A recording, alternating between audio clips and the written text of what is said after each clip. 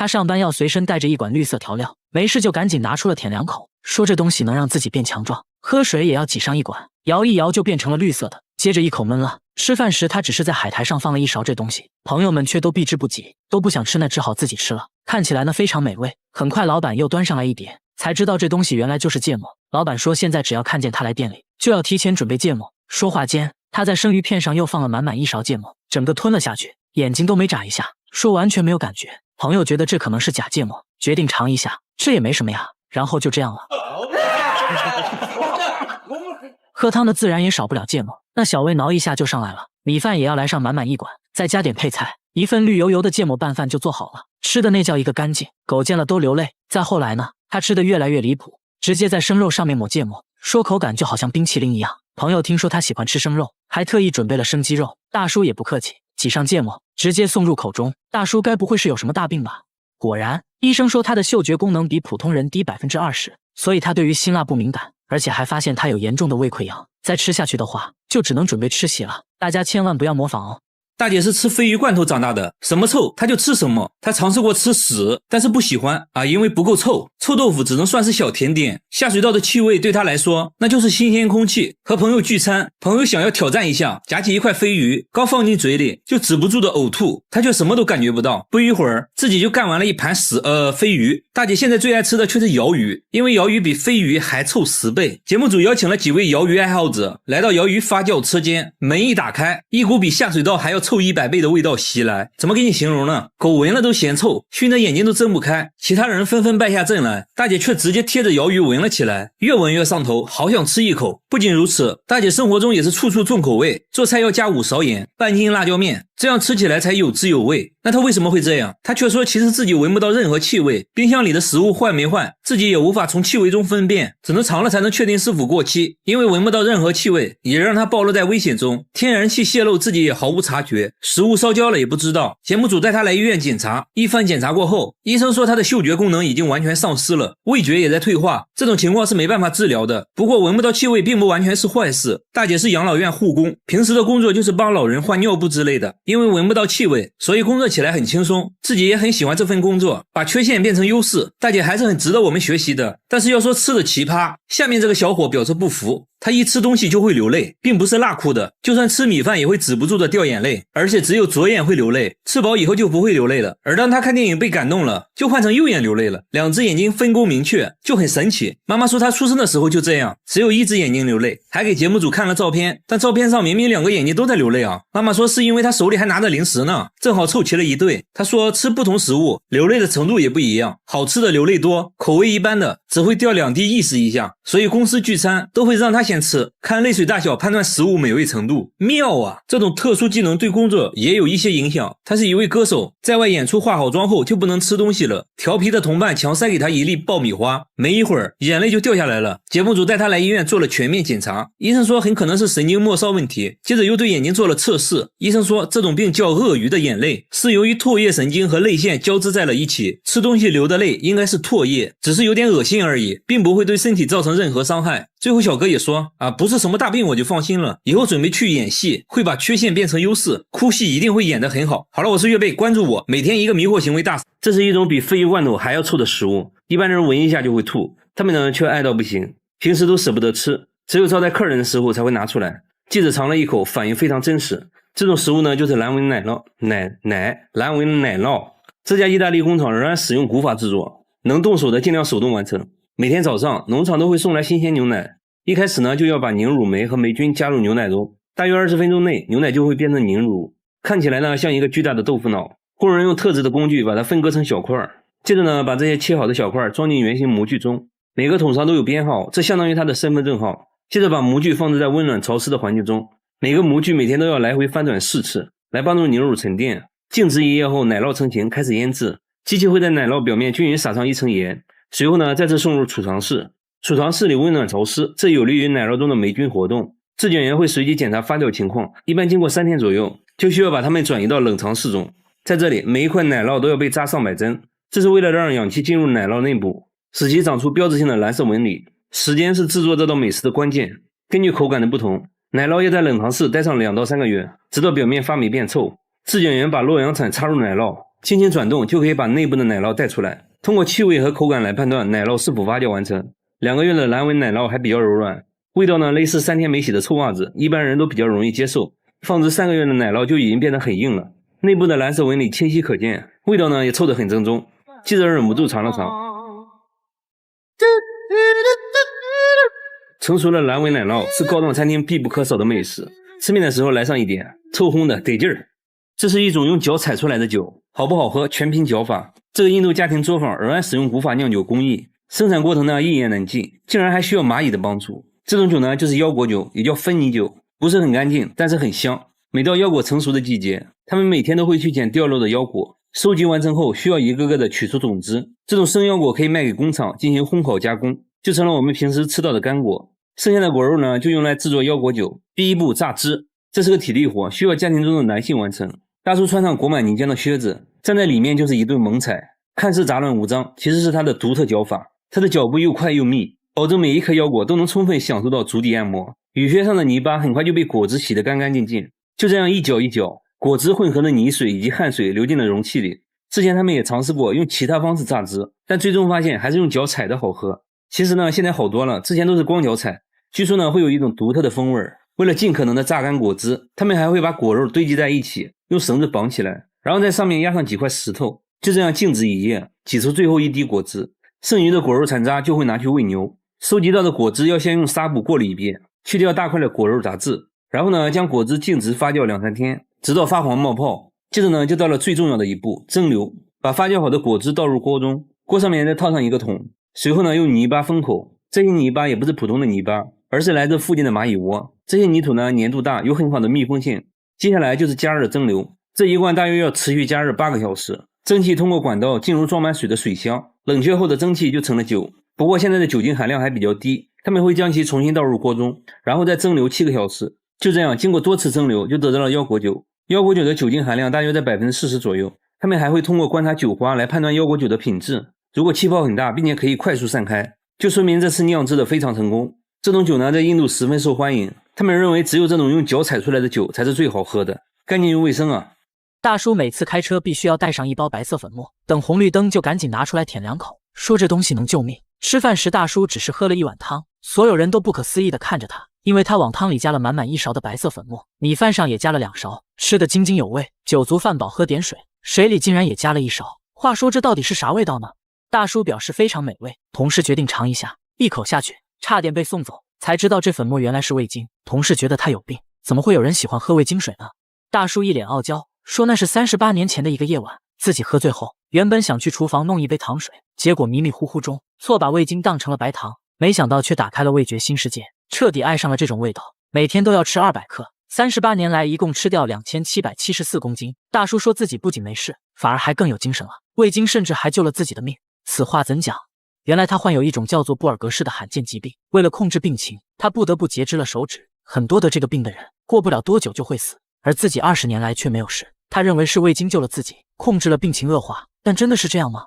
醫生給出了不同的說法，檢查發現他得了嚴重胃病，由於味精的大量攝入，還導致了糖尿病。也就是說，味精對他的病情不僅沒幫助，反而還加重了，所以他必須停止吃味精，要相信科學。大叔表示，那這樣自己的快樂就沒有了。不過為了健康，自己會慢慢戒掉味精，那就讓我們祝大叔早日康復吧。大家千萬不要模仿哦。他把風油精塗在眼睛上，一天就要用掉1瓶，邊塗還邊笑，說塗完神清氣爽。大叔隨身都帶着2瓶，家裡到處都是風油精，看電視的時候塗，開車的時候塗，半夜也要塗1次。最急的人是他老婆，怕他塗死了，而他自己卻說自己根本離不開風油精。哎，這又是為啥？他也不解釋啊，反而變本加厲，覺得塗眼睛上不過癮了，直接用風油精洗臉，看樣子也不錯，洗完精神抖擻。那他到底為啥要塗風油精？真的是奇怪。周圍人也是看得一臉懵逼，真的不會疼嗎？旁邊的大叔決定試一試，結果直呼辣眼睛。這時啊，他終於說出了塗風油精的原因。原來大叔之前眼睛受了傷，什麼都看不清，偶然用了1次風油精，哎，竟然能看清楚了。從那之後就離不開風油精了。但風油精真的有那麼神奇的功效嗎？醫生猜測，在風油精的刺激下，大叔眼淚分泌旺盛，使得眼睛非常濕潤，這可能是幫他看清楚的原因。但風油精對眼睛有非常大的傷害。經過檢查，大叔的眼角膜確實受到了嚴重損傷，風油精沒能治癒他，反而加重了病情，必須立即停止使用風油精，還給大叔拿了專門治療眼睛的藥物，所以說有病就要对症下藥，不要相信偏方。和他比起來，下面这位尼姑更奇葩，她把洗衣液涂满全身，每天都要涂好几次，一天就要用掉3瓶，诵經累了就要往身上涂洗衣液，外面散步的時候要涂一涂，工作時也要涂，總之不允許身上有乾燥的地方，就連洗澡都是用洗衣液，先往盆裡倒入滿满1瓶，蹲在盆裡就洗了起来，洗衣液直接成了他的沐浴露，家裡還存了上百箱的洗衣液。然而這僅僅只是1個月的量，他1年內用掉的洗衣液足夠別人洗17年的衣服。更奇葩的是，他洗衣服呢卻從來不用洗衣液，還說用洗衣液洗衣服就是浪費。節目組很擔心他，而他自己卻說正是洗衣液救了他的命。這又是為啥？原來啊，去年他遭遇了入室搶劫，受了嚴重的外傷，雖然恢復了健康，但皮膚依然瘙癢不斷，有天實在痛到無法忍受，莫名其妙塗了一點洗衣液，沒想到皮膚一下就不癢了，還治好了自己的腳氣，從此就一直使用洗衣液了。節目組還是擔心他的健康，帶他來到醫院檢查，醫生說傷口癒合的時候癢一點是正常的，但由於洗衣液的刺激，他的皮膚變得很乾燥，還得了皮炎，必須停止使用洗衣液。他也很听話，回家就把洗衣液都丟了，用上了正規的護膚品。和他一樣有奇怪癖好的還有下面這位奶奶，她把凡士林塗在眼睛上，每天用1盒，已經這樣做了30年，塗完還要做眼部運動，耳朵後面脖子上也不能少，再挖上一大勺塗在膝蓋上，說可以治感冒，腳上也不能少，據說治腳氣一絕。肚子疼呢就涂在肚臍眼裡，手上有傷口也可以用，還說能加快傷口癒合。凡士林在他這裡可以說是包治百病，一天就要塗3次，家裡任何地方都能找到凡士林。醫生說雖然凡士林有滋潤皮膚的效果，但是要適量。奶奶呢卻什麼話都聽不進去，因為她認為自己親身體驗過凡士林的神奇效果。奶奶出門可以不帶錢包，但不能不帶凡士林。来到公園就開始鍛鍊，爬上爬下，看起來身體確實很靈活。這還沒完，奶奶還展示了自己的絕活劈叉。要知道奶奶今年已經80了，然而她的迷惑行為還不止這些，晚上睡覺前會拿2個木棍在身上來回敲打，說可以疏通經脈。為了健康，她把大部分時間都拿來鍛鍊身體。那她現在情況如何？醫生檢查過後說奶奶的眼睛出現了角膜發炎，不能再往眼睛上塗凡士林了。凡士林帶給奶奶的只是一種心理安慰，對健康並沒有什麼好處，運動才是她保持健康的最大原因。好了，我是月贝，關注我，每天一個迷惑行為大赏。大家只要看到別人摸肚子，他就會打嗝。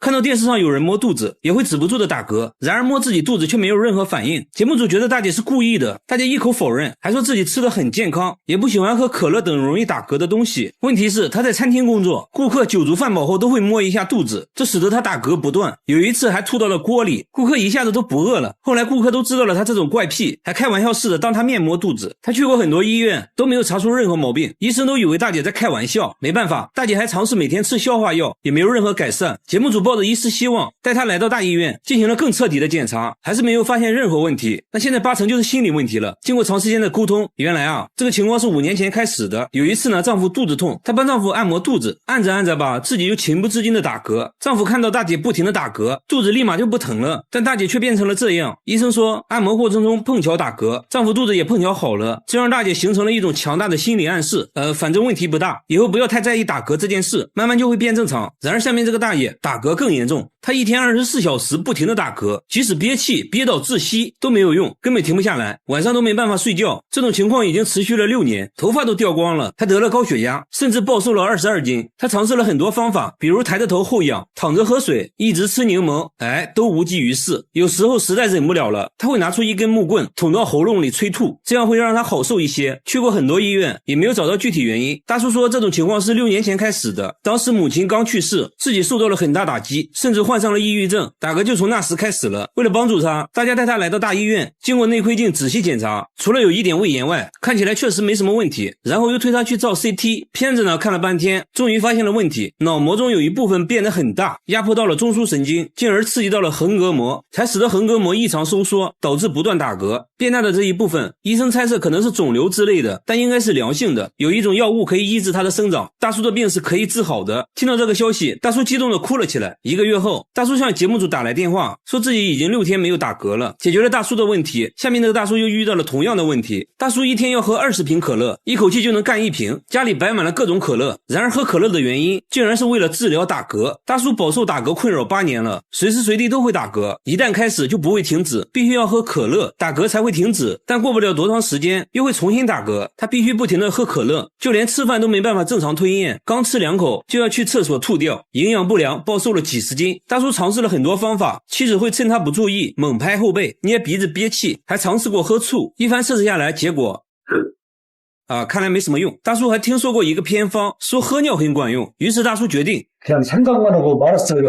건복하더라고요. 大叔幹活時打嗝又開始了，身邊沒有可樂，只能把玉米桿捅進喉嚨，利用催吐來止嗝。晚上睡覺，大叔也要準備一個癢癢撓，打嗝的時候就要把它塞進嘴裡，效果不明顯的話，他會強迫自己喝高度白酒，靠着酒精的麻醉才能睡覺。來醫院做了各項檢查，沒有任何問題，醫生認為是心理問題導致的。這時大叔也說出了自己的故事。原來8年前，大叔和別人有過糾紛，當時鬧得很厲害，大叔一氣之下怒火攻心，突然就開始打嗝了。最後在心理醫生的幫助下，大叔終於恢復了正常。好了，我是月貝，關注我，每天一個迷惑行為大賞。每到凌晨3點50分，手機都會準時響起，而且手機會自己接聽電話。電話那頭一個女生一直重複說着我愛你。更奇怪的是，沒有任何通話記錄。剛開始呢，以為是手機有毛病，維修人員看了半天，卻說一切正常，這很不科學。而且手機號是自己新辦理的，除了家人，沒人知道。他們還說之前做過噩夢，夢裡的人說要把他帶走。現在聯想起來越想越怕，甚至得了恐慌症，渾身哆嗦，要吃藥才能入睡。這詭異的現象每天上演。大叔說感覺是被什麼東西纏上了，好像是鬼的惡作劇。節目組安裝了攝像機，第二天查看錄像，手機依舊自動接聽，電話那邊還是重複一句我愛你，依舊沒有通話記錄。工作人員也覺得不可思議，突然發現手機上方一直有鬧鐘的標誌，點開一看，設置的時間就是3點50。大叔皺着眉頭一臉無辜，我不記得定過鬧鐘啊，但就算是鬧鐘的聲音也不應該是女生啊。工作人員點開鬧鐘鈴聲一聽，就是一直重複我愛你的女生語音，而且是錄制的通話聲音。工作人員認為這聲音就是大叔和妻子通話時錄下來的，聲音就是妻子的，因為錄制的聲音會發生變化，所以沒有聽出來，一切都是誤操作而已。下面小哥也遇到了類似的情況，每次經過這個天橋，他的車就會無緣無故的鳴笛，雙手根本沒按喇叭，來回多次驗證，每一次都鳴笛。晚上經過這裡，喇叭聲音還變得更大，然而其他車輛並沒有出現這種現象，這種情況只發生在小哥身上，這讓他感到害怕。有人說之前一對小情侶在天橋上吵架，男的錯手把女的推下了天橋，正好被一輛卡車撞到，當場死亡。撞人的就是這種貨車。聽完這句話，小哥當場就快嚇尿了。他的貨車就是剛買的二手車，買的時候很便宜，他還以為撿了個大漏，該不會撞死人的車就是這一輛吧？沒辦法，節目組找來專家認為是喇叭本身問題，換上了一套全新原廠喇叭後，再次開車經過這裡，喇叭還是響了起來。這就很奇怪了。他現在非常尷尬，前面堵車，正好停在天橋下面，喇叭一直響個不停，別人都以為他是傻子。專家又研究了半天，發現喇叭開關很靈敏，一些細微的電信號都會導致喇叭電路接通，初步推測可能是附近無線電干擾導致的。而且發現天橋上有類似避雷針的無線電裝置，用專業儀器測量，果然發現了很強的無線電信號，也就是這個信號導致了汽車鳴笛。那現在要做的就很簡單了，改裝整個喇叭系統就好了，解決了小哥的問題。下面這個大叔的車又遇到了新問題，每次開車經過這個收費站，導航就會離奇失靈，觸屏一點反應沒有，但是經過其他收費站卻一切正常，而且在對向車道經過這個收費站，導航工作很正常。大叔說回老家都是走這個高速，每次都會出現這種情況，持續了好幾年，好像有什麼東西試圖阻止他上高速。而且據他了解，這個收費站之前就是一片墓地越想越害怕，那會不會是這個車型的設計缺陷？節目組找來同款車型測試，開車經過這個收費站一切正常，專家猜測可能是收費站的無線電信號干擾到了導航，隨後用設備檢查附近的無線電信號，沒有任何發現，接着檢查了導航，也沒有任何問題。經過了解，大叔每次過收費站後都是直接右轉，專家決定這次在經過收費站後選擇直行的方向，看看有什麼反應。沒想到直行後導航正常了。這時專家看到遠處的指示牌，瞬間恍然大悟，直接讓大叔升級導航系統，系統更新完再次經過收費站，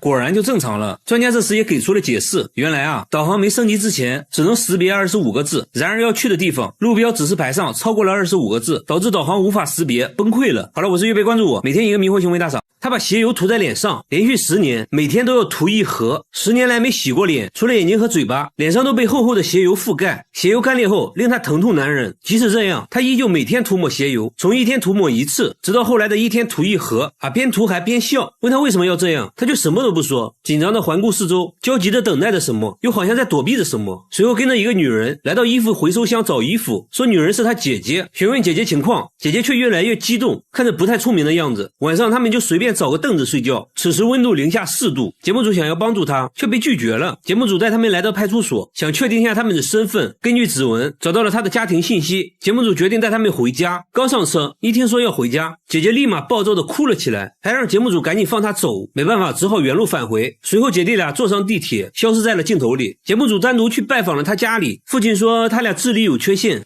經常離家出走，曾經多次阻止也無濟於事。為了尋找他們，父親到處張貼尋人啟事，一直沒有回音，還以為姐弟倆已經遭遇不測了。節目組想要幫他們團聚，在車站找了好幾天，終於找到了姐弟倆。至於為啥不願意回家，姐姐還是沒有說。節目組給他們提供了一個住的地方，經過長時間的勸說，他決定洗臉了，血油成塊的掉落，整整洗了3個小時，終於清洗乾淨，這樣看着正常多了。跟心理醫生交流後才知道，之前有人在地鐵看到智力缺陷的他，就無缘無故的開始毆打，往他臉上塗血油，還警告他如果不想挨打就要一直涂血油。慢慢的，為了保護自己，他就開始主动往臉上塗血油。這時姐姐也說出了離家出走的真正原因，原來姐弟倆還有一個哥哥，哥哥脾氣暴躁，經常对他們拳打腳踢，两人天真的以为只要哥哥看不到他們就不會挨打了，才會不斷的離家出走。經過長時間的心理諮詢，姐弟倆終於放下心理包袱，同意回家，一家人終於團聚了，還表示以後不會再離家出走了。